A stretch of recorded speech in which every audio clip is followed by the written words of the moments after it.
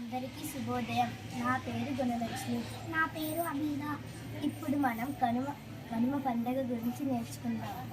సంక్రాంతి తరువాత రోజు వచ్చే పండుగ కనుమ. కనుమ పండుగను పశువుల పండుగ అంటారు. పంటలు పండి పంట చేతికొచ్చిన సంబరంలో ఉన్న రైతన్నకు ఎంతో గొప్ప నేస్తాలు పశువులు. రైతు పొలం దున్ని విత్తనాలు విత్తి పంట పండించి వాటిని ఇంటికి చేర్చడంలో పశువుల ప్రాధాన్యత ఎక్కువగా ఉంటుంది.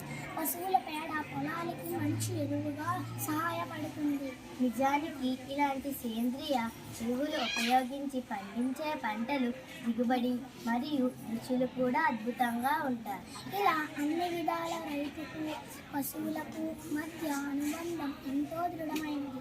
కనుమ పండుగ నాడు మనకు పంటలు పండించడంలో సహాయపడిన పశువులను అందంగా అలంకరించి పూజిస్తారు.